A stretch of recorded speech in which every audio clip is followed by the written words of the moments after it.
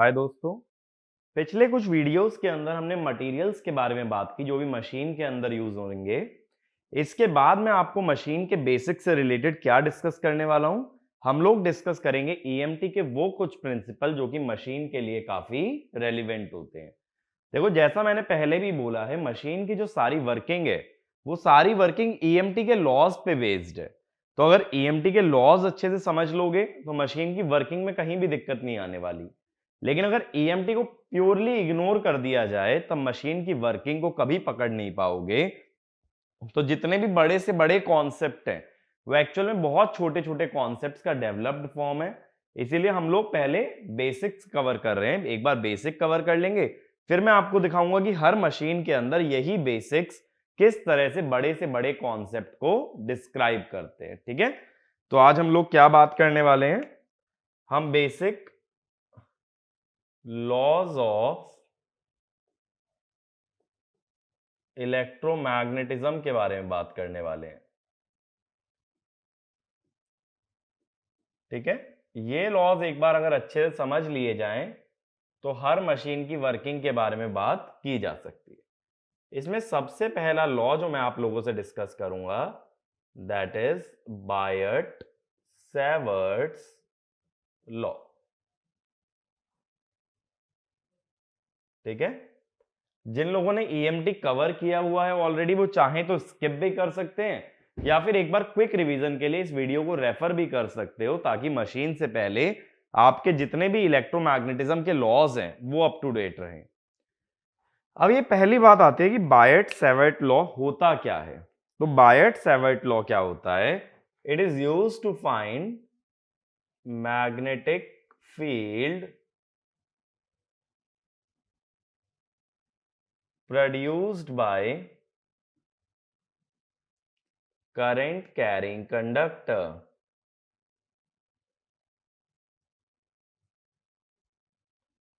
अब देखो, बायट और सेवर्ट जो थे ना, दो साइंटिस्ट थे। इन्होंने क्या कोशिश की, इन्होंने ट्राई किया कि अगर कोई कंडक्टर में करंट फ्लो करता है तो उसकी वजह से किसी मैग्नेट पे क्या फोर्स लगेगा, और मैग्नेट का फोर्स अगर मैं निकाल लूं तो मैं ये जानना चाहता हूं कि मैग्नेटिक फील्ड कितनी बनती है। तो पहले देखो, दिमाग में ये बात आती है फील्ड क्या चीज है। इलेक्ट्रोमैग्नेटिक फील्ड थ्योरी की अगर बात करें तो फील्ड क्या होता है? फील्ड क्या होता है? किसी भी एलिमेंट या किसी भी पार्टिकल के अराउंड का रीजन जिसमें वो अपनी इंफ्लुएंस को शो करे। जैसे करंट कैरिंग कंडक्टर के अराउंड कितना रीजन है जिसमें उसका इफेक्ट महसूस होता है, उसे बोलोगे मैग्नेटिक फील्ड। किसी चार्ज के अराउंड कितना रीजन है जिसमें उसका इफेक्ट महसूस होता है, दैट इज इलेक्ट्रिक फील्ड। तो फील्ड का बेसिकली मीनिंग क्या हुआ भाई? कि किसी भी पार्टिकल के चारों तरफ कितना ऐसा रीजन है जहां उसका इफेक्ट हम देख सकते हैं। अब उसका इफेक्ट कितना होगा, that is called as field intensity. Field कितने रीजन में होगा वो हुई फील्ड। ठीक है, इफेक्ट कितने रीजन में होगा वो होगी फील्ड। इफेक्ट कितना होगा ये मालूम चलता है फील्ड इंटेंसिटी से। तो अब इसने क्या किया, देखो, एक करंट कैरिंग कंडक्टर ले लिया। मान लो ये एक वायर है, एक करंट कैरिंग वायर ले लिया, और मैं ये जानना चाहता हूं इससे आर डिस्टेंस पे अगर ये पॉइंट पी है तो यहां इसका कितना इफेक्ट हमें देखने मिलेगा। तो उसने क्या बोला कि मान लो करंट ऐसे फ्लो कर रहा है आई ऊपर की तरफ, तो इसके अंदर एक छोटा सा एलिमेंट ले लो जिसकी लेंथ हो डीएल। अब देखो, हमेशा ये ध्यान रखना कि करंट जो होता है ना आई, I is a scalar quantity, लेकिन फिर भी मुझे करंट की डायरेक्शन का यूज करना है जब मैं मैग्नेटिक फील्ड निकाल रहा हूं। माना कि करंट एक स्केलर क्वांटिटी है, लेकिन इसकी डायरेक्शन का यूज कैसे करें, उसके लिए हमने क्या किया, उसके लिए हमने डिफाइन किया एक करंट एलिमेंट। करंट एलिमेंट लिखा गया आई डीएल। तो ये जो डीएल था ना, मैंने इसको वेक्टर बना दिया। रेदर देन कि मैं सिर्फ करंट लेता, मैंने क्या ले लिया एक्चुअल में, आई डी एल। क्योंकि करंट को वेक्टर नहीं बना सकता बट वेक्टर लेंथ को बनाया जा सकता है, तो वेक्टर साइन किस पे लगा दिया, डीएल पे। अब बात है वेक्टर का तो मैग्नीट्यूड डायरेक्शन दोनों होता है, तो डीएल का डायरेक्शन क्या है, DL vector has same direction as current. ठीक है, आई माना कि एक स्केलार क्वांटिटी है लेकिन उसकी डायरेक्शन को किसके अंदर यूज कर लिया गया है, डीएल के अंदर, तो वो बन गया डीएल वेक्टर। अब इसकी वजह से, ये छोटे से एलिमेंट की वजह से यहां पे जो फ्लक्स, सॉरी यहां पे जो फील्ड इंटेंसिटी प्रोड्यूस हुई दैट इज डीएच। तो डीएच क्या हुआ, magnetic field intensity, magnetic field intensity due to IDL. ठीक है, इसकी वजह से जो भी मैग्नेटिक फील्ड बनेगी उसको हमने बोल दिया डीएच। अब समझने में ये आया कि जो डीएच है, अब मान लो ये डिस्टेंस है, लेट अस से एक्स बोल देता हूं, ये जो डीएच है ऐसा एक्सपेरिमेंट्स में देखा गया ये 1/x² के प्रोपोर्शनल था। फिर ये देखा गया कि ये जो x की डायरेक्शन होता है ऐसे है ना, x एलिमेंट से p की तरफ है x और आईडीएल है ऊपर की तरफ। अब सपोज ये एंगल है फाई, अगर ये एंगल है फाई तो दूसरी चीज देखी गई कि this DH is proportional to I D L sine phi. ठीक है, फाई क्या है, करंट एलिमेंट की डायरेक्शन और उससे निकलने वाले डिस्टेंस की डायरेक्शन के बीच का एंगल। अगर करंट एलिमेंट ऊपर की तरफ है और डिस्टेंस सीधे हाथ पे पड़ रहा है, दोनों के बीच का एंगल है फाई। तो एक काम मैं करता हूं, देखो डीएल मैं इधर लिख देता हूं, फाई ये वाला एंगल है। ठीक है, फाई ये वाला एंगल है और ये जो लाइन जा रही है इसका डिस्टेंस है x। तो अब बायट सेवर्ट ने क्या बोला कि ये जो डीएच है इसको ऐसे लिख लो, proportional to I D L sine phi over x²। Proportionality sign हटा के कांस्टेंट लगा दिया गया, I D L sine phi by x²। अब ये प्रोपोर्शनैलिटी कांस्टेंट निकल के आया mu by 4 pi, where mu मैंने पहले भी बताया था मटेरियल में, mu is permeability of medium और म्यू की वैल्यू कितनी होती है, mu naught mu R. Mu naught क्या था, फ्री स्पेस परमिएबिलिटी, और ये कितनी आती है 4 पाई इंटू 10⁻⁻7 हेनरी पर मीटर। अब ये एक छोटे एलिमेंट की वजह से हमारे पास फील्ड इंटेंसिटी आ गई, H को हम लोग बोलते हैं मैग्नेटिक फील्ड इंटेंसिटी। तो H अगर ओवरऑल चाहिए तो उसको इंटीग्रेट करके निकाला जाएगा, mu naught mu r by 4 pi I D L sine phi by x²। तो ये होता है हमारा बायट सेवर्ट लॉ। तो बायट सेवर्ट लॉ कर क्या रहा है, किसी भी करंट कैरिंग कंडक्टर की मदद से बनने वाली मैग्नेटिक फील्ड इंटेंसिटी कैलकुलेट कर रहा है। अब इसके अंदर समझने वाली टर्म्स कौन कौन सी आ रही हैं, एक तो करंट एलिमेंट। करंट एलिमेंट की यूनिट क्या होगी भाई, जब करंट इंटू लेंथ कर रहा है तो इसकी यूनिट होती है एम्पियर मीटर। इसके बाद H की यूनिट क्या होती है, H की यूनिट होती है एम्पियर पर मीटर। ठीक है, H की यूनिट है एम्पियर पर मीटर। ये बात क्लियर हुई। तो अब इसके बाद एक पॉइंट लिखना, Biot Savart law describes the magnetic field intensity Biot-Savart law describes magnetic field intensity produced by a current element, ठीक है, ये वाला लॉ समझ आया। अब इसके अंदर देखो एक और चीज तुम्हें समझनी है, that is your right hand thumb rule. उस पे मैं आता हूं।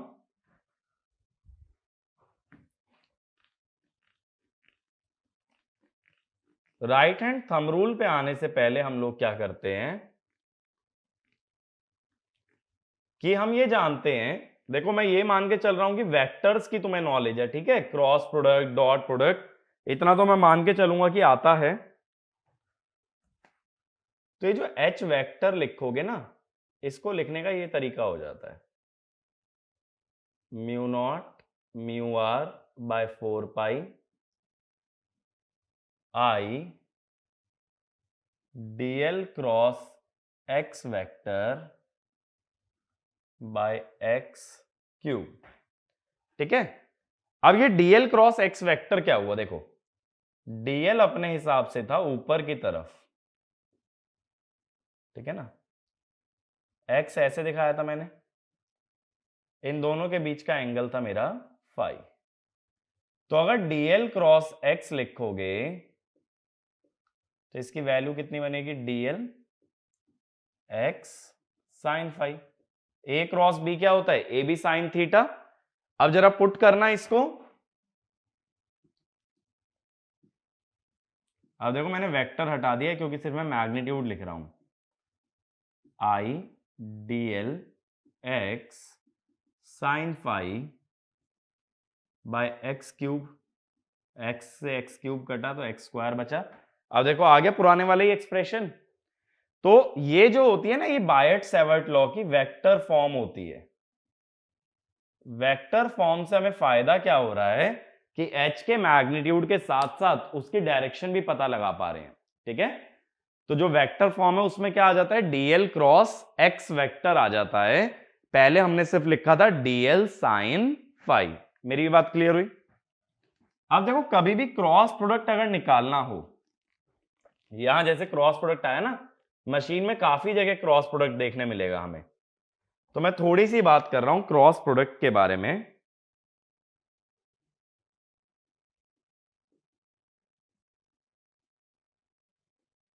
क्रॉस प्रोडक्ट देखो जब कभी दो वेक्टर्स का लिया जाए, A vector cross B vector, it is A B sine theta N cap, where theta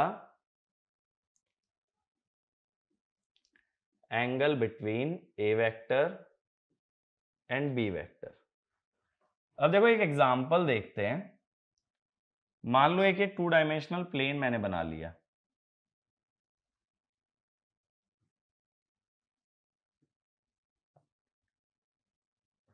ये एक 2 डायमेंशनल प्लेन हो गया।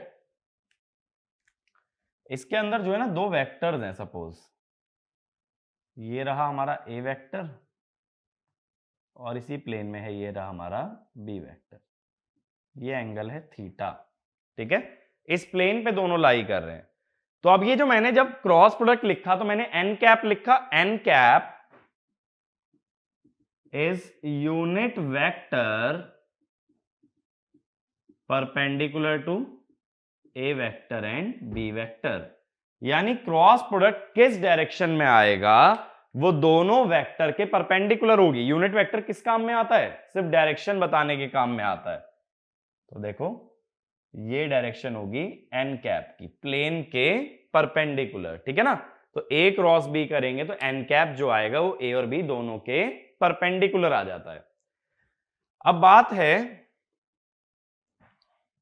एक्चुअल में ना, ये एक काम करना, इसमें ये चीज चेंज कर लेना, ए बी, ठीक है। अभी आता हूं इस चीज पे।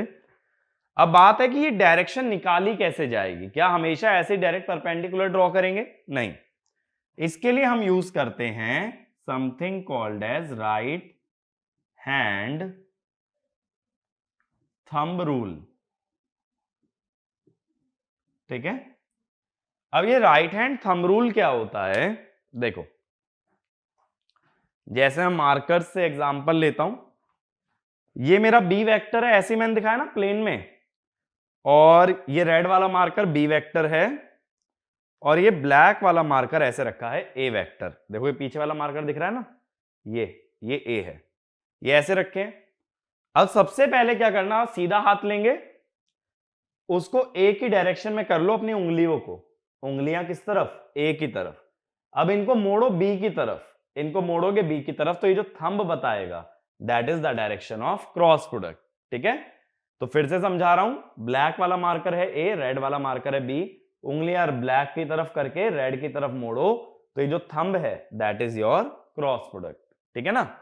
एक और एग्जांपल ले लेते हैं। अब मैं यही वाला एग्जांपल ले लेता हूं, डीएल और एक्स वाला। मुझे क्या करना है, डीएल क्रॉस एक्स करना है, एक्स क्रॉस डीएल नहीं करना है, ये बात ध्यान देना। डीएल क्रॉस एक्स अगर करूंगा तो पहले सीधे हाथ की उंगलियां डीएल की तरफ, इनको घुमाओ एक्स की तरफ, तो थंब क्या बता रहा है, थंब अंदर जा रहा है ना, ये बता रहा है क्रॉस प्रोडक्ट। तो डीएल क्रॉस एक्स करोगे तो मैग्नेटिक फील्ड की जो डायरेक्शन बनेगी वो कैसी बनेगी, अंदर, अंदर जाती हुई मैग्नेटिक फील्ड को दिखा देते हैं क्रॉस से। क्रॉस मतलब है इनटू प्लेन ऑफ, जैसे मेरे पास बोर्ड है, तुम पेपर पे लिख रहे हो तो पेपर लिख सकते हो। ठीक है, ऐसे मत छाप लेना बोर्ड, पेपर लिखना, क्योंकि कॉपी में तुम्हारी पेपर है ना कि बोर्ड है। अब ये बात समझ आई, क्रॉस प्रोडक्ट की डायरेक्शन हमेशा कैसे निकलती है। तो ए क्रॉस बी की डायरेक्शन निकालने के लिए ए की डायरेक्शन में फिंगर्स होंगी, बी की तरफ घुमाई जाएंगी, तो राइट हैंड का जो थंब होगा that will give the direction of cross product. अब वहीं सोचो उल्टा क्रॉस प्रोडक्ट लेते तो एक्स क्रॉस डीएल, तो एक्स की तरफ उंगलियां रखते हैं, डीएल की तरफ घुमाते, किस तरफ आया क्रॉस प्रोडक्ट, बाहर। अभी अंदर आ रहा था DL cross X, X cross DL आ गया बाहर, यानी ए क्रॉस बी और बी क्रॉस ए, इनकी डायरेक्शन हमेशा ऑपोजिट होती है। ठीक है, इसीलिए बोल देते हैं कि cross product is not commutative, यानी A cross B does not equal B cross A. मेरी ये बात क्लियर हुई। तो मैग्नेटिक फील्ड की डायरेक्शन कैसे निकालोगे, डीएल क्रॉस एक्स से।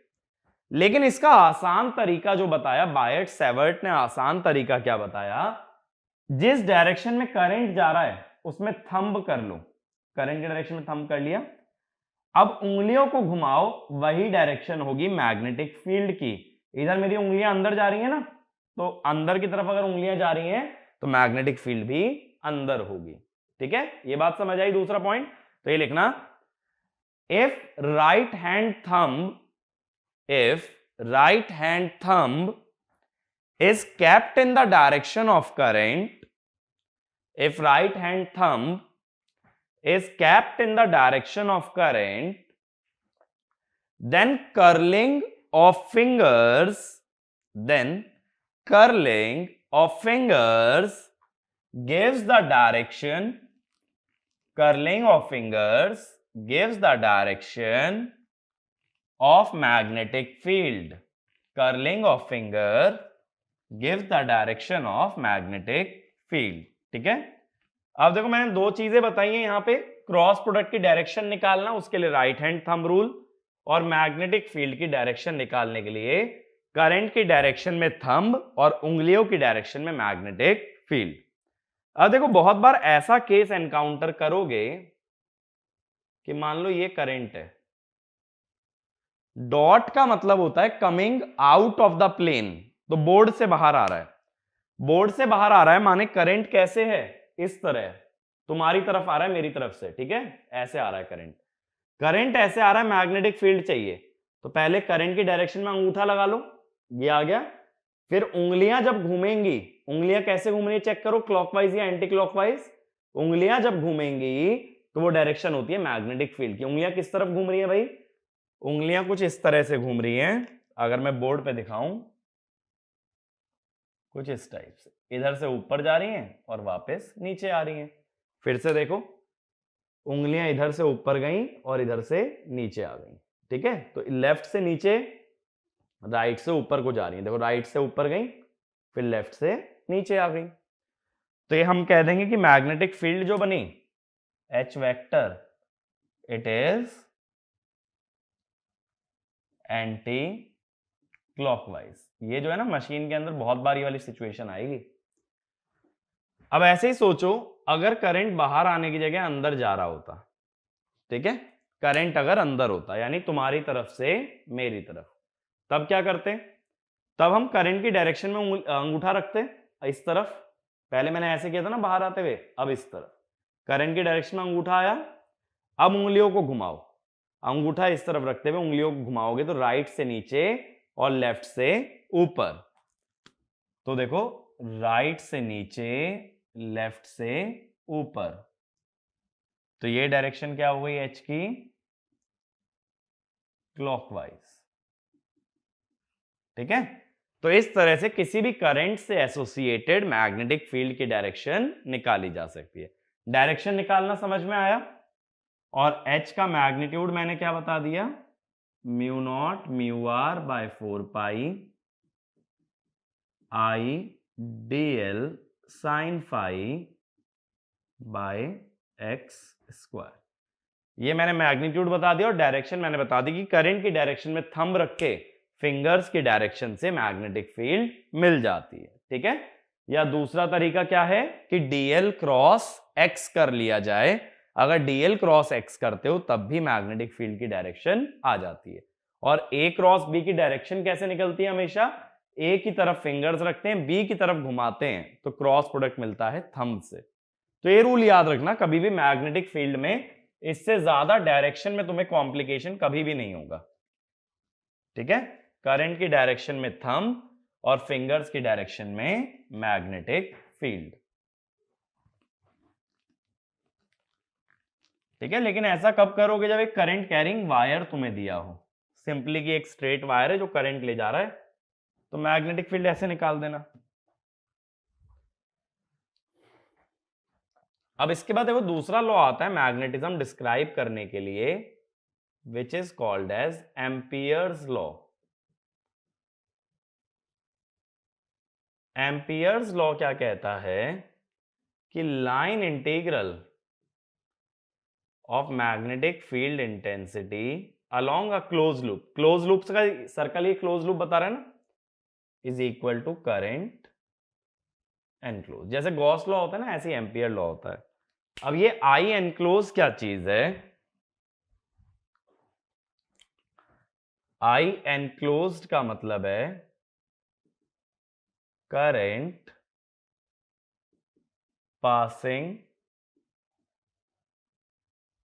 Through the loop.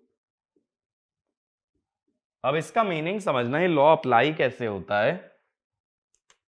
अगेन फिर से देखो, एक प्लेन ले रहा हूं,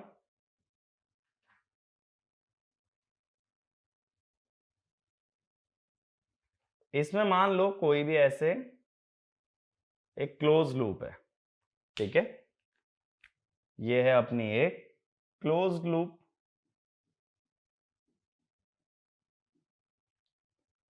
अब इसमें से कोई करंट है जो बाहर जा रहा है, I1, कोई करंट है जो अंदर जा रहा है, I2, एक और करंट है I3, I4, I5। ठीक है, ऐसे करंट्स हैं। अब जब ये क्लोज लूप देखोगे, जब ये क्लोज लूप देखोगे तो इसमें सिर्फ तीन ही करंट हैं, I1, I2 और I3। I4 और I5 लूप के बाहर हैं। तो जब एम्पियर्स लॉ लगाएंगे तो ये देखना होता है कि करंट लूप के अंदर कितना है। अब देखो, इसमें से दो करंट अपवर्ड्स हैं और एक करंट डाउनवर्ड है, तो किसी एक डायरेक्शन को पॉजिटिव मानना पड़ेगा, या तो अपवर्ड्स या तो डाउनवर्ड्स। अब वो किस बेसिस पे होता है? वो होता है कर्व के बेसिस पे। जो क्लोज लूप है ना, इसकी डायरेक्शन क्या है, इस पे डिपेंड करता है। अब जैसे मान लो अपवर्ड डायरेक्शन तुमने पॉजिटिव मानी, अगर ये करंट अपवर्ड पॉजिटिव माना जा रहा है, इससे बनने वाली मैग्नेटिक फील्ड कैसे आएगी? करंट की डायरेक्शन में थंब, उंगलियों की डायरेक्शन में मैग्नेटिक फील्ड। तो अगर मैं ऐसा कह दूं, एज्यूम अपवर्ड डायरेक्शन पॉजिटिव, यानी पॉजिटिव करंट माने अपवर्ड और नेगेटिव करंट माने डाउनवर्ड। तो अगर ऊपर की तरफ करंट है तो उससे बनने वाली मैग्नेटिक फील्ड कैसे आ जाएगी भाई? कुछ इस टाइप से आ जाएगी, ठीक है, कुछ इस टाइप से आ जाएगी, माने ऐसे आ जाएगी। तो अगर ये डायरेक्शन ले रहे हो क्लोज लूप की तो अपवर्ड करंट पॉजिटिव है। अगर करंट नीचे की तरफ मानते तो मैग्नेटिक फील्ड उल्टी बनती, तो लूप की डायरेक्शन पलट देते। अब मैं ये कहूंगा इसमें आई एनक्लोज्ड क्या है? ऊपर वाला पॉजिटिव माना है ना, यानी I1 प्लस I3, और नीचे वाला नेगेटिव होगा तो माइनस I2। ऐसे ही देखो, अगर नीचे वाले करंट को पॉजिटिव मान लिया होता, अब मैं सिर्फ इतना पार्ट ड्रॉ कर रहा हूं, I1, I2, I3। अब मैं कहता अगर डाउनवर्ड करंट पॉजिटिव है और अपवर्ड नेगेटिव है,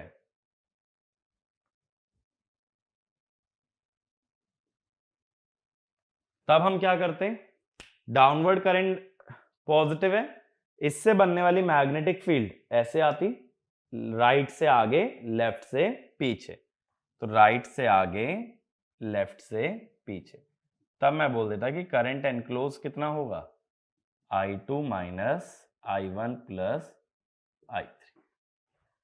ठीक है, तो करंट एनक्लोज किस डायरेक्शन में लेना है वो डिपेंड करता है क्लोज लूप के डायरेक्शन पे। बट ये सिर्फ क्या बोलता है कि एक क्लोज लूप एज्यूम करो और उसमें से जितना करंट पास हो रहा है that is equal to line integral of field intensity along the loop. ये होता है हमारा एम्पियर्स लॉ। अब ये एम्पियर्स लॉ से जो है ना बहुत सारे इंपॉर्टेंट रिजल्ट्स आते हैं। रिजल्ट में डिराइव नहीं कर रहा हूं क्योंकि वो सारा ईएमटी में तुम ऑलरेडी करोगे, तो एक दो रिजल्ट मैं तुम्हें बता रहा हूं जो कि अपने काम आ सकता है आगे चल के। सबसे पहला, field due to infinite current carrying wire. ठीक है,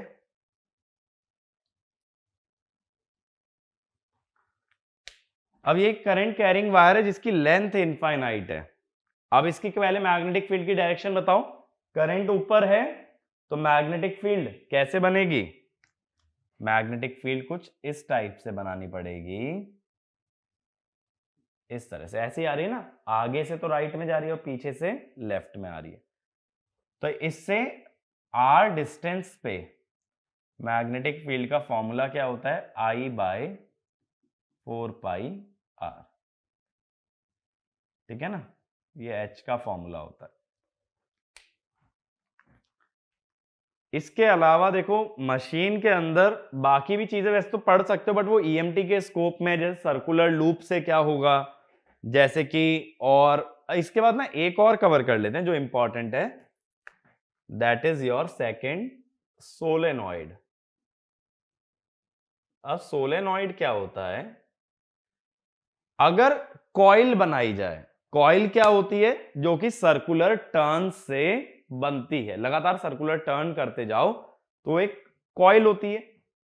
अब उस कॉइल में मल्टीपल नंबर ऑफ टर्न्स होते हैं and that is called as solenoid. तो सोलेनॉइड को दिखा कैसे देते हैं? देखो इस टाइप से, इस टाइप से किसी भी सोलेनॉइड को दिखा देते हैं। एक्चुअल में टर्न्स इतने फैले हुए नहीं होते हैं, सारे टर्न्स एकदम पास पास होते हैं, ठीक है, एकदम टाइटली बाउंड। तो जैसा देखा भी होगा ना कभी ऐसा तो एक्सपेरिमेंट किया होगा, एक निडल को बचपन में मैग्नेटाइज करते थे, एक कॉइल बनी हुई आती थी कॉपर की, वही कॉइल है, वही सोलेनॉइड है। अब मान लो ये करंट आई कैरी कर रहा है, तो करंट ऐसे जा रहा है ना, ये करंट इस कॉइल में फ्लो कर रहा है। अब इसकी वजह से मैग्नेटिक फील्ड कैसे होगी? देखो जो अंदर की तरफ वायर है वो करंट को ले जा रही है ऊपर और बाहर वाली वायर ला रही है नीचे। यानी एक्चुअल में ना ये कॉइल ऐसे है, देखो इस तरह से कि ये करंट ऊपर ले जा रही है और आगे वाली कॉइल करंट, आगे वाला कंडक्टर करंट नीचे ला रहा है। ठीक है, ये कॉइल ऐसे हमने बना रखी है, इस तरह से बना रहा हूं तो देखो पीछे से करंट ऊपर जा रहा है, आगे से करंट नीचे आ रहा है, इस तरह से चल रहा है। कभी भी करंट लूप में फ्लो करे तो क्या करते हैं मैग्नेटिक फील्ड निकालने के लिए कि अब करंट की डायरेक्शन में फिंगर कर लो, फिंगर्स को घुमा लो करंट की डायरेक्शन में। देखो ऐसे कह रहा हूं ना, पीछे से ऊपर आगे से नीचे, पीछे से ऊपर आगे से नीचे, तो फिंगर कैसे घुमाओगे, इधर से ऊपर आगे से नीचे। तो ये जो डायरेक्शन आई थंब से, ये हुई मैग्नेटिक फील्ड। मैंने बोला देखो अगर स्ट्रेट वायर है तो मैग्नेटिक फील्ड करंट की डायरेक्शन में थंब, मैग्नेटिक फील्ड आती है फिंगर से। सर्कुलर वायर है तो करंट की डायरेक्शन में फिंगर, मैग्नेटिक फील्ड आती है थंब से। दोनों चीजें समझ आ रही हैं? दो चीजें हो रही हैं यहां पे, करंट की डायरेक्शन में फिंगर तो थंब से आएगी फील्ड, करंट की डायरेक्शन में थंब तो फिंगर से आएगी फील्ड। तो अब इसकी मैग्नेटिक फील्ड कैसे हो जाएगी भाई, कुछ इस टाइप से हो जाएगी, H ऐसे मान लो। ठीक है ना, इसी तरह आ रहा है, फिर से समझा रहा हूं। पीछे से करंट ऊपर जा रहा है, आगे से नीचे आ रहा है। पीछे से ऊपर तो पीछे से उंगलियां ऊपर गई, आगे से नीचे गई। करंट की डायरेक्शन में फिंगर्स को रखो तो थंब से क्या मिल रही है, मैग्नेटिक फील्ड। अब एम्पियर्स लॉ लगाने के लिए क्लोज लूप लेना पड़ता है। यहां देखो क्लोज लूप कैसा ले लेते हैं, इस टाइप का, ए बी सी डी, और इसको मैं मैग्नेटिक फील्ड की डायरेक्शन में ही ले रहा हूं। ज्यादातर ना क्लोज लूप की डायरेक्शन मैग्नेटिक फील्ड की डायरेक्शन ही होती है। अब हम लोग क्या कहते हैं, integral H dot D L close loop पे इस इंटीग्रेशन को 4 पार्ट में तोड़ सकते हो।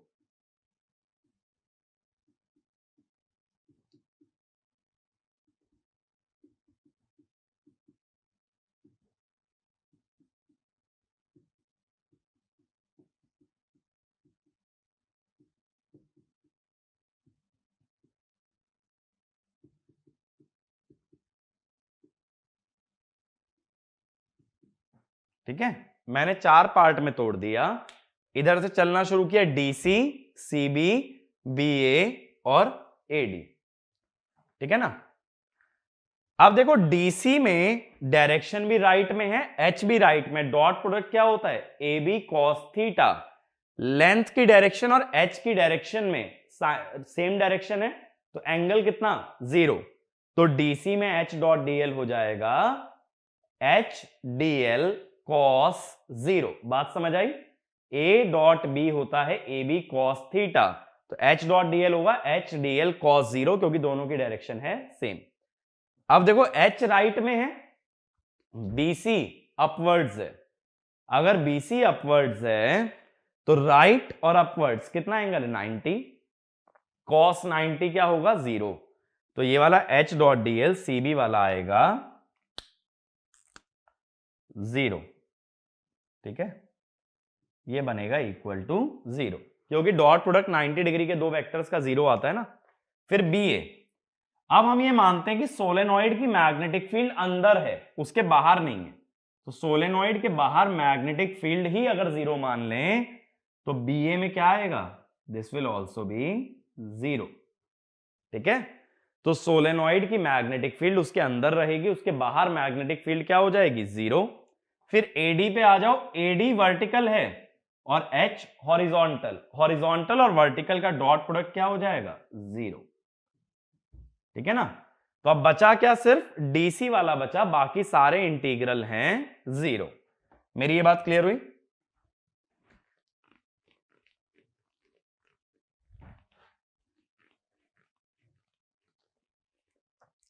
अब इसको हम लोग क्या कह देते हैं कि क्लोज लूप इंटीग्रल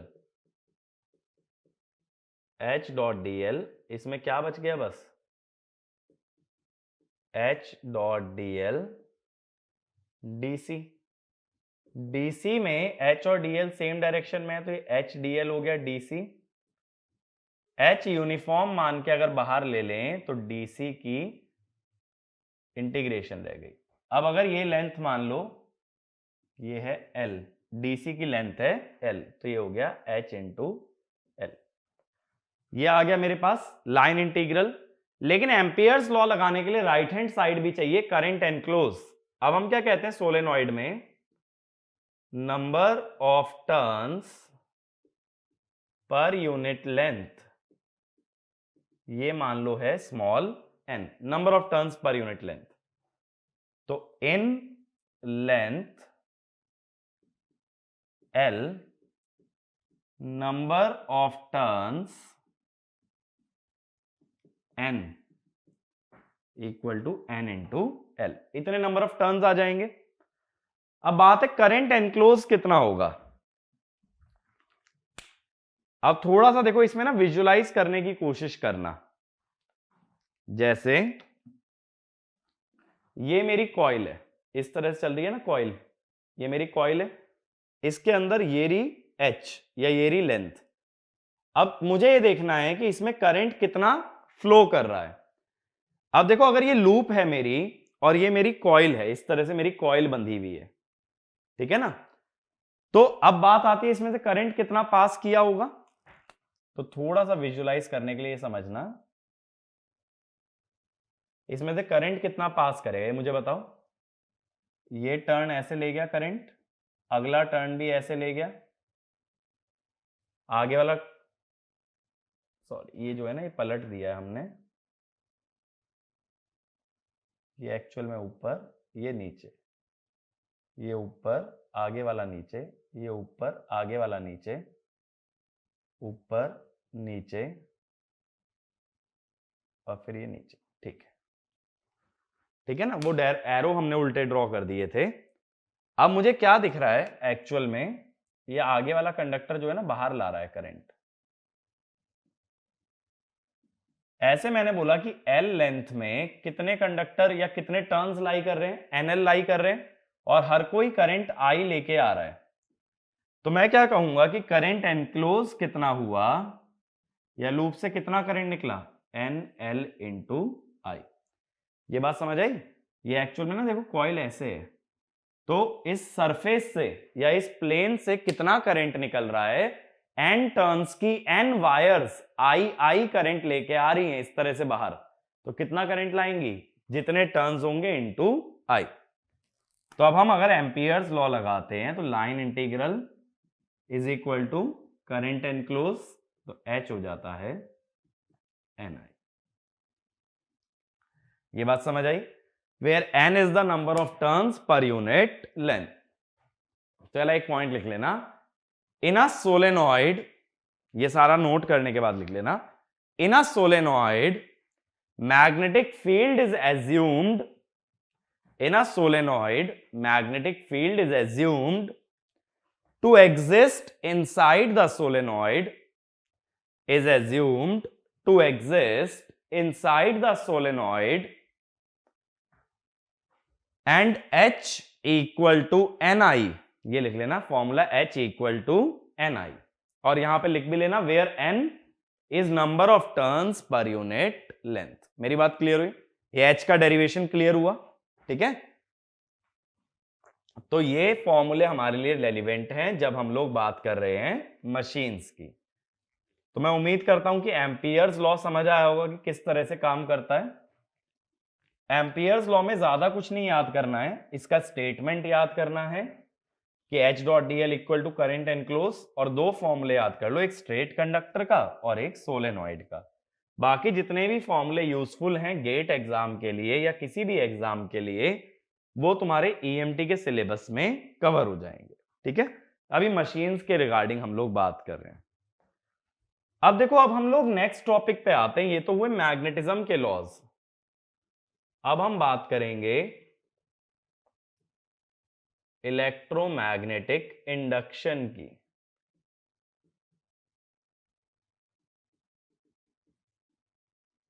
ठीक है, इलेक्ट्रोमैग्नेटिक इंडक्शन में अपना पहला लॉ आता है फैराडेज लॉ। ठीक है, सभी लॉज में सबसे इंपॉर्टेंट लॉ है हमारा फैराडेज लॉ।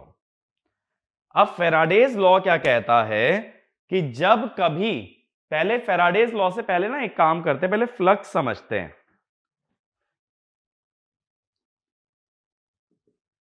फ्लक्स का मतलब होता है फ्लो। जैसे एक पाइप ले लो, पाइप में से पानी फ्लो करेगा तो भी उसे फ्लक्स कह सकते हो। Flux always represents flow. तो फ्लक्स को किससे रिलेट कर दिया हमने? सीधे फ्लो से। तो जब हम मैग्नेटिक फ्लक्स की बात करते हैं, magnetic flux is nothing but flow of magnetic field lines. जब मैग्नेटिक फील्ड लाइन किसी सरफेस से गुजरती हैं, कहीं से फ्लो करती हैं, तो उसे बोलोगे मैग्नेटिक फ्लक्स। ठीक है। अब फैराडे ने क्या बोला, या पहले अगर इसको ना कई लोग गलत बोल देते हैं कि मैग्नेटिक फ्लक्स, ये हमेशा ना ये ध्यान रखना, proportional to number of field lines होता है।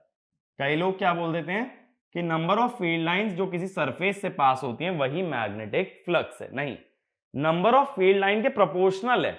यानी ज्यादा लाइंस पास होंगी अगर एक सरफेस से तो ज्यादा फ्लक्स होगा, कम लाइंस पास होंगी तो कम फ्लक्स होगा।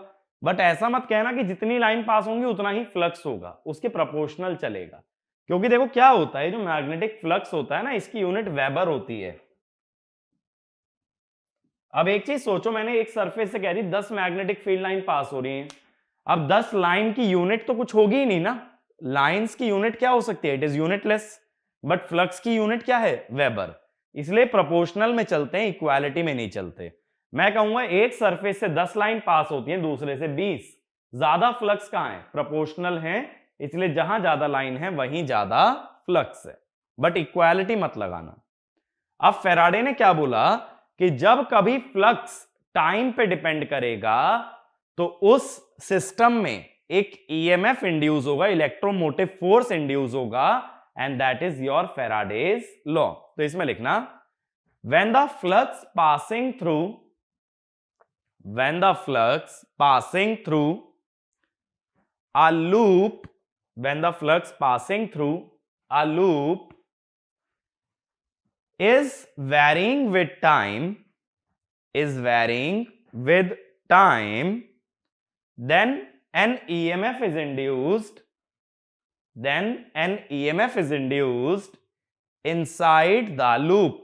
EMF is induced inside the loop. अब EMF निकालने से पहले हमें यह समझना पड़ेगा एक term, flux linkage. Flux linkage होता है total amount of flux passing through an turns of a coil.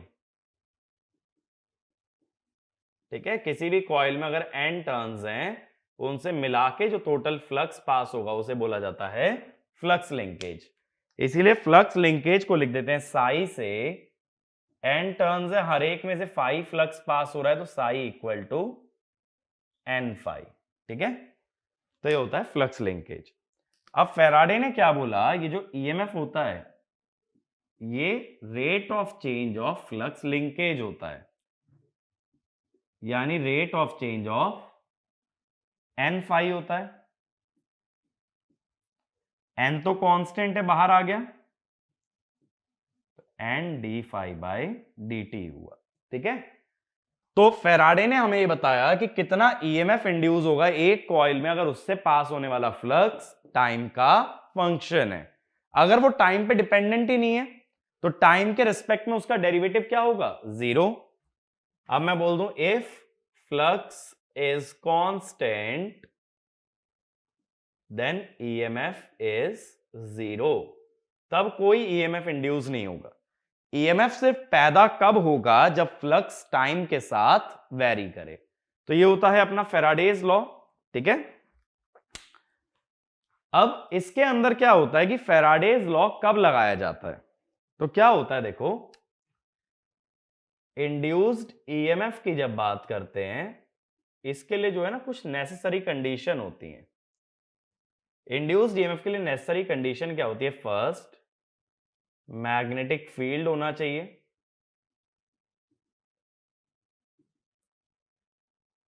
दूसरा होना चाहिए एक सेट ऑफ कंडक्टर्स जैसे कोई कॉइल हो, एक पर्टिकुलर कंडक्टर हो, क्योंकि ईएमएफ तो प्रोड्यूस कराना ना, ईएमएफ कंडक्टर में ही आने वाला है, तो इसके लिए कंडक्टर तो चाहिए ईएमएफ बनाने के लिए। और तीसरी कंडीशन होती है रिलेटिव वेरिएशन, कि किसी ना किसी तरह का सिस्टम के अंदर वेरिएशन होना चाहिए। अब वेरिएशन कैसे होता है? Space variation. स्पेस वेरिएशन का मतलब होता है मोशन, या फिर टाइम वेरिएशन, कि टाइम के साथ कोई चीज चेंज हो रही है। तो जब तक वेरिएशन नहीं आएगा तब तक तुम्हारा ईएमएफ इंड्यूस नहीं होगा। तो इंड्यूस्ड ईएमएफ के लिए ना ये तीन कंडीशन बहुत ही नेसेसरी हैं। एक तो मैग्नेटिक फील्ड, एक सेट ऑफ कंडक्टर, और एक टाइम या स्पेस का वेरिएशन। अब देखो फैराडेज लॉ क्या करता है, ये हमें ये तो बता देता है कि ईएमएफ कितना इंड्यूस होगा, लेकिन ये उस ईएमएफ की पोलैरिटी नहीं बता पाता। पोलैरिटी यानी कि कहां प्लस लगेगा कहां माइनस लगेगा ये अभी हम नहीं जानते, वो हम लोग पता लगाते हैं लेंज लॉ से। ठीक है, ये यहां तक नोट कर लेना पूरा, फ्लक्स लिंकेज तक, इंड्यूस्ड ईएमएफ की कंडीशंस तक। अब मैं लेंज लॉ पे आता हूं।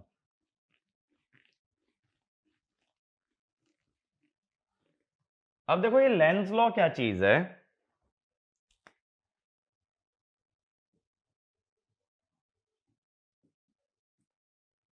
लेंज लॉ ने क्या बोला,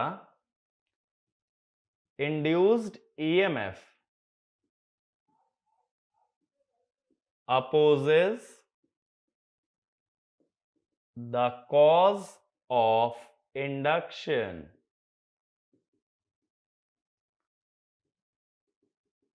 ठीक है, ईएमएफ जो बनेगा वो अपने ही कॉज को अपोज करेगा, यानी खुद ही को खत्म करने की कोशिश करेगा। अगर ईएमएफ बनाने के लिए एक फ्लक्स है तो ईएमएफ बनने के बाद ईएमएफ उसी फ्लक्स को अपोज करता है। इसीलिए लेंज ने क्या बोला, ये जो फैराडेज लॉ है इसमें एक माइनस साइन और लगा दिया। नेगेटिव साइन यहां क्या बता रहा है कि induced EMF opposes the change of flux. इसका बेस्ट एग्जांपल ले लो, एक इंडक्टर। इंडक्टर में क्या बोलते हो, inductor opposes the change of current, क्योंकि जब करंट चेंज होगा तो फ्लक्स चेंज होगा, और यही लेंज लॉ कहता है कि it should oppose the change, तो that is why it opposes the change of current. तो इसमें लिखना the negative sign in Lenz law, the negative sign in Lenz law indicates that the negative sign in Lenz law indicates that induced EMF opposes the change of flux, opposes the change of flux।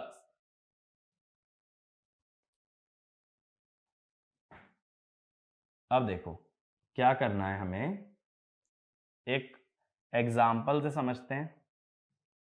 मान लो मैं coil ले लेता हूं।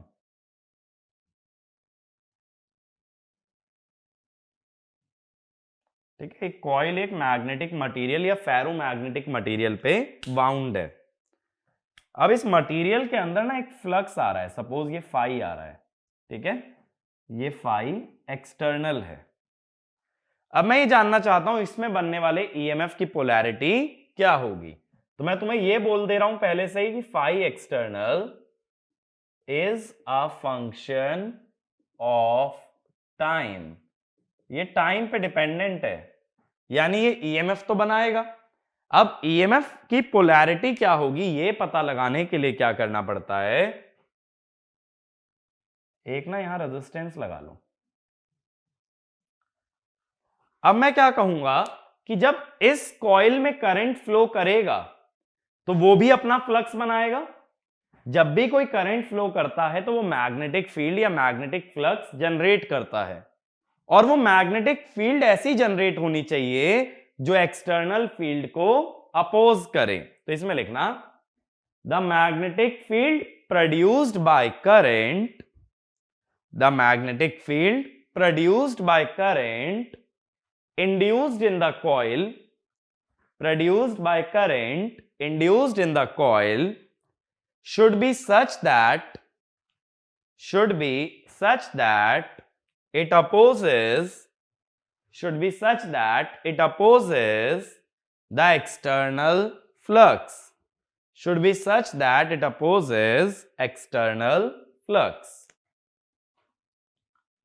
तो जो induced flux हो वो उल्टा हो। ये जो कॉइल फ्लक्स बनाएगी ना, ये ऊपर की तरफ बनाए, इसको अपोज करने के लिए। ठीक है, अब आगे देखो कि ये फ्लक्स ऊपर बनेगा कैसे। जब भी कोई सर्कुलर कॉइल है तो मैंने क्या बताया, मैग्नेटिक फील्ड कैसे निकलती है, करंट की डायरेक्शन में फिंगर्स को रखो और थंब की डायरेक्शन क्या बताती है, मैग्नेटिक फील्ड की डायरेक्शन। देखो मैंने दो चीजें बताई थी अभी, अगर लीनियर कंडक्टर है तो थंब की डायरेक्शन में करंट, फिंगर की डायरेक्शन में मैग्नेटिक फील्ड, और जब सर्कुलर कंडक्टर है तो करंट की डायरेक्शन में फिंगर और थंब की डायरेक्शन में मैग्नेटिक फील्ड।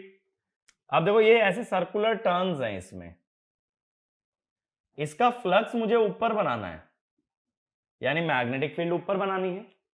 तो इसका करंट कैसा हो, मैग्नेटिक फील्ड की डायरेक्शन में थंब रहेगा तो फिंगर्स की डायरेक्शन में क्या आएगा, करंट। फिंगर्स की डायरेक्शन में करंट आएगा तो देखो आगे से राइट, पीछे से लेफ्ट। बात समझ आई, आगे से राइट, पीछे से लेफ्ट। तो ये जो लाइंस दिखाई है ना, ये आगे वाले कंडक्टर हैं और इसके पीछे पीछे वाला कंडक्टर है। तो आगे से तो राइट लेना है और जो कंडक्टर पीछे है जो दिख नहीं रहा है उसमें लेफ्ट जाएगा, यानी ये करंट ऐसे जा रहा है। अगर करंट ऐसे जा रहा है तो रेजिस्टेंस में प्लस माइनस कैसे लगाते हो, करंट की डायरेक्शन में पहले प्लस फिर माइनस। तो ये आ गई वोल्टेज की पोलैरिटी। ठीक है, तो लेंज लॉ देखो, या तो चाहो तो ईएमएफ की इक्वेशन में माइनस साइन रख के ले लो, या लेंज लॉ अगर कंसेप्चुअली लगा दिया, पोलैरिटी मिल गई, तो अब तुम V को कहोगे n d phi by d T. Lenz law ना दो बार मत लगा देना कि अपोजिशन लेके पोलैरिटी भी निकाल ली और फिर दोबारा माइनस साइन भी ले लिया। ये मेरी बात को समझो कि अगर तुमसे कभी ईएमएफ इंड्यूस की बात आए तो पहले अपोजिशन की मदद से पोलैरिटी निकालो। एक बार पोलैरिटी आ गई फिर जो वोल्टेज होगी उसकी वैल्यू होगी n d phi by dt, फिर से फैराडे लॉ लगाएगा। तो लेंज लॉ क्या बताता है, लेंज लॉ ईएमएफ की पोलैरिटी बताता है। किस बेसिस पे, कि जो भी एक्सटर्नली अप्लाइड मैग्नेटिक फील्ड होगी उसे अपोज करने के लिए कॉइल में करंट बनेगा। फिर वोल्टेज की पोलैरिटी निकालने के लिए उसके अक्रॉस एक रेजिस्टेंस लगा लो। ये रेजिस्टेंस R जो लगाया ना, ये एक्चुअल नहीं है, ये हाइपोथेटिकल है। ये रेजिस्टेंस सिर्फ करंट की डायरेक्शन से वोल्टेज की डायरेक्शन पता करने के लिए लगाया गया। मेरी बात समझ आई, ठीक है ना। तो एक आध एग्जांपल और समझाता हूं, देखो यही डायरेक्शन वाला।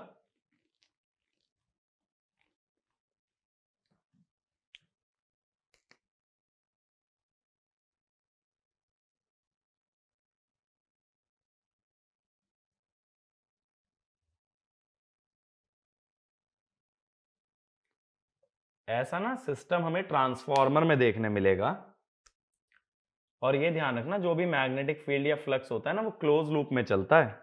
मैग्नेटिक फील्ड कभी भी ओपन लूप नहीं हो सकती, उसको एक क्लोज पाथ पूरा करना जरूरी है। ये एक कॉइल मैंने दे दी तुम्हें,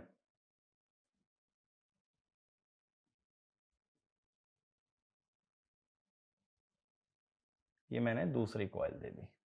ठीक है, अब मैं जानना चाहता हूं दोनों में ईएमएफ की polarity.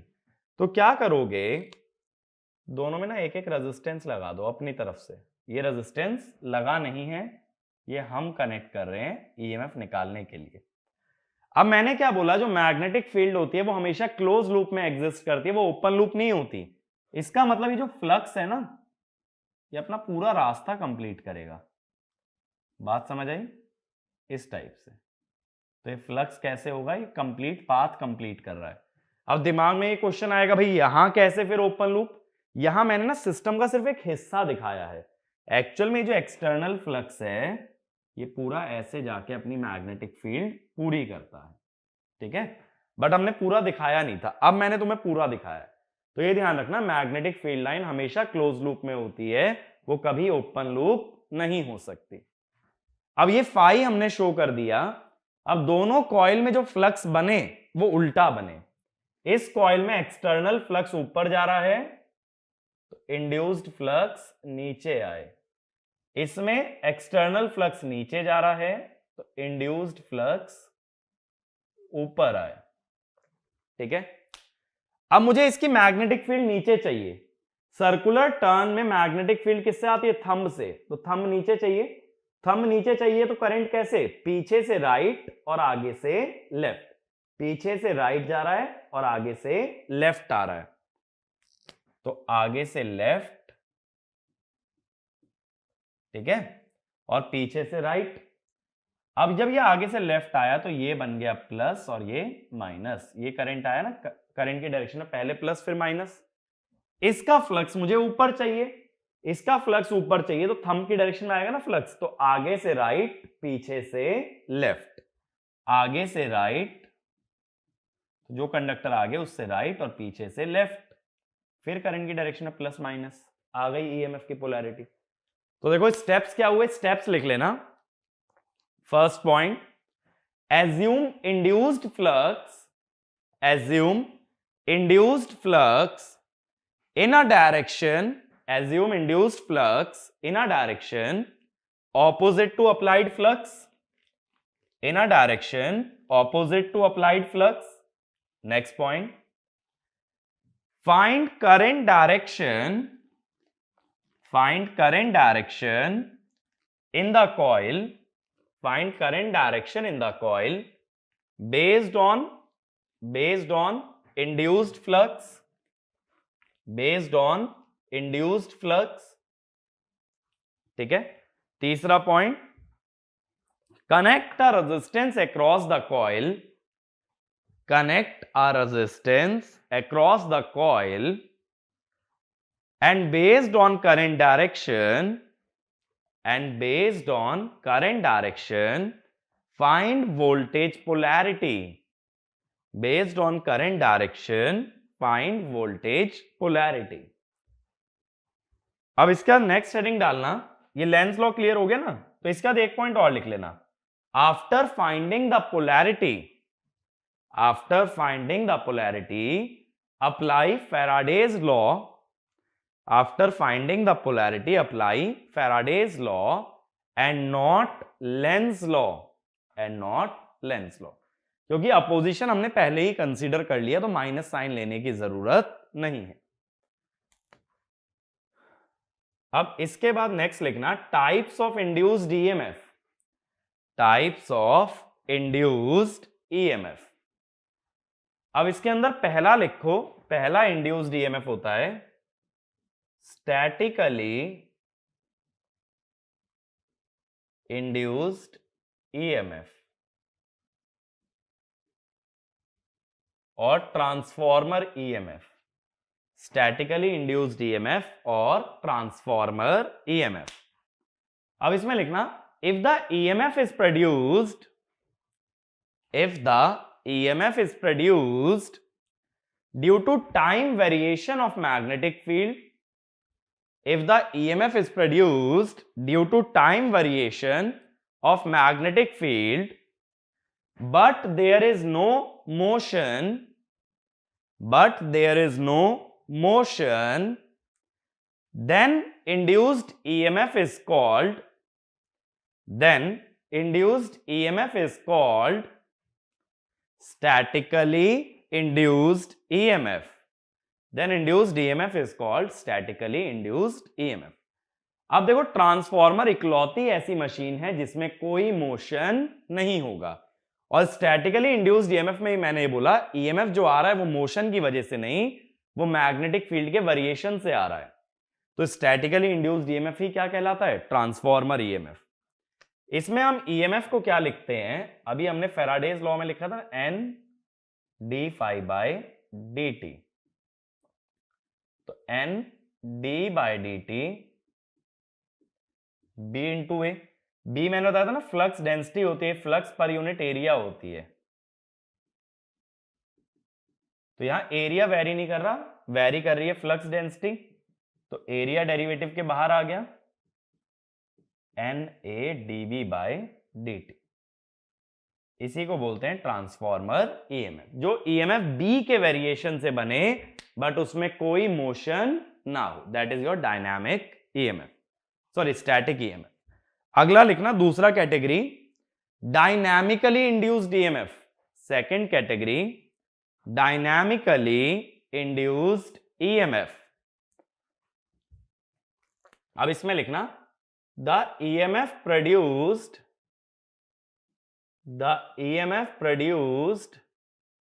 due to relative motion, the EMF produced due to relative motion or relative space variation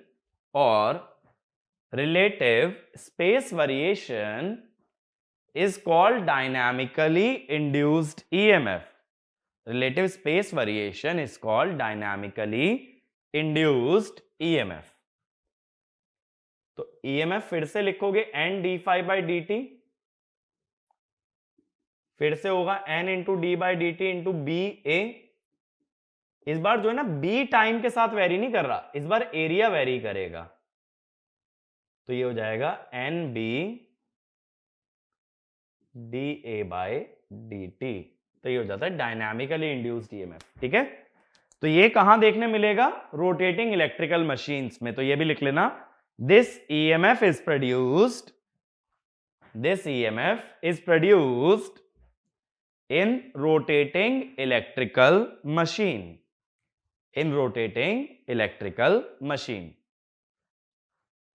ठीक है, तो ये दोनों कैटेगरी क्लियर है।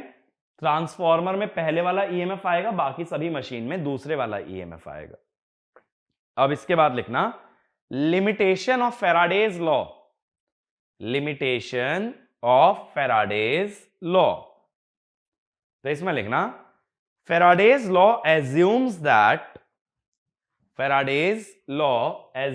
that the flux passing through each turn of a coil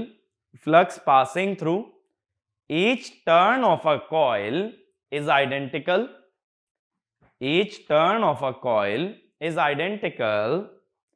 Or there is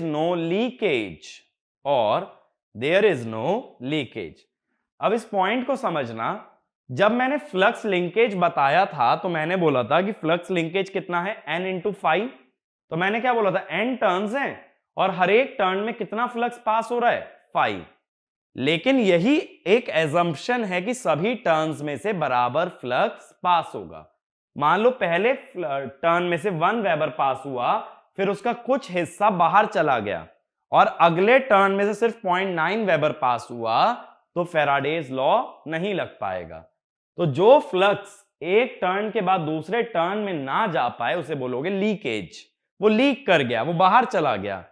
ऐसे सोचो जैसे ये 3 पाइप हैं, ठीक है, ऐसे समझना, ये चलो 2 पाइप हैं, इस पाइप में से पानी आके इस पाइप में पानी जा रहा है। अगर यहां बीच में टाइट कनेक्शन नहीं करोगे तो कुछ पानी लीक हो जाएगा। तो जो पानी यहां से आया था और जो आगे जाएगा वो कम हो जाएगा, आगे जाने वाला पानी कम हो जाएगा, क्योंकि बीच में से वाटर क्या कर रहा है, लीक कर रहा है। सेम चीज मैं फ्लक्स के लिए कह रहा हूं, यहां से 5 फ्लक्स आया लेकिन यहां 5 से कम गया, तब फैराडेज लॉ नहीं लग पाएगा।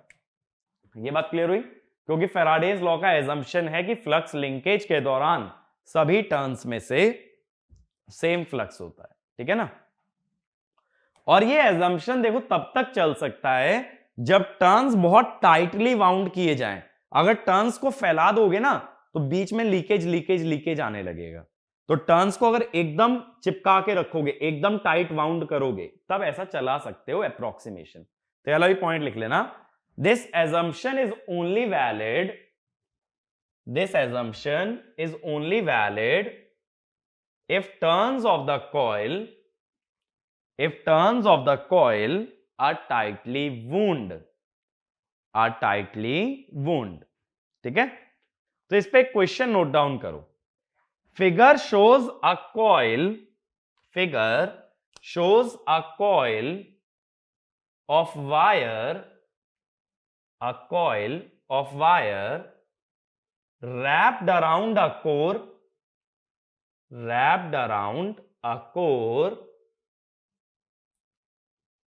ठीक है. If flux in the core, ये flux लिख लेना, is given by, flux in the core is given by, तो ये फ्लक्स नोट डाउन करो भाई. अब ये फिगर मत बनाना, बस ये फ्लक्स की इक्वेशन नोट डाउन करना. 0.05 sin 377t. अब इसके आगे लिखो, if there are 100 turns on core, if there are 100 turns on core, what voltage is produced? What voltage is produced in the coil? What voltage is produced in the coil? And what is its polarity? What is its polarity? Assume entire flux stays inside the core. Assume entire flux stays inside the core. ठीक है, ये diagram draw कर लेना. इसके बाद तुम्हें ये AB के अक्रॉस ये बताना है कितनी वोल्टेज बनती है. टर्न्स हमें गिवन है 100 टर्न्स, और उसकी पोलैरिटी भी बतानी है. ठीक है, तो इस लेक्चर को मैं यहीं पे एंड करता हूं. ये जो क्वेश्चन है तुम्हारे लिए होमवर्क क्वेश्चन है, जिसका सॉल्यूशन हम लोग अगले वीडियो के अंदर देखेंगे, और अगले वीडियो में ये इलेक्ट्रोमैग्नेटिक लॉज का डिस्कशन ही हम आगे कंटिन्यू करेंगे. ठीक है, तो इसी को और आगे समझेंगे और बातें करेंगे. ज्यादातर बातें अब मैं करूंगा डायनामिकली इंड्यूस्ड ईएमएफ पे. ठीक है, और हम लोग ये भी देखेंगे कि मैग्नेटिज्म का इफेक्ट कैसे पड़ा जाता है, फोर्स, टॉर्क, ये सारी चीजें कैसे निकालते हैं. तो आज के वीडियो में हम लोगों ने क्या क्या कवर किया. सबसे पहले मैंने आप लोगों को बताया बायट-सैवर्ट्स लॉ, फिर मैंने क्रॉस प्रोडक्ट की डायरेक्शन आपको बताई, मैंने मैग्नेटिक फील्ड की डायरेक्शन बताई एक लीनियर कंडक्टर में. फिर हम आए एम्पियर्स लॉ पे. एम्पियर्स लॉ में हमने दो फॉर्मूले देखे, एक तो सोलेनॉइड और एक इनफाइनाइट लाइन करंट. और फिर मैंने बताया अगर कोई सर्कुलर टर्न होता है तो उसके मैग्नेटिक फील्ड की डायरेक्शन कैसे लेते हैं. इसके बाद हम आए फेराडेज लॉ पे. फेराडेज लॉ हमने पढ़ा, फिर हमने पढ़ा लेंज लॉ. फिर मैंने बताया लेंज लॉ कंसेप्चुअली कैसे अप्लाई करते हैं, कैसे अपोजिशन देखा जाता है, उससे पोलैरिटी निकलती है, और पोलैरिटी निकलने के बाद मैग्नीट्यूड कैसे आता है, फेराडेज लॉ से. ठीक है, फिर स्टैटिकली, डायनामिकली, ये दो तरह के ईएमएफ हमने देखे.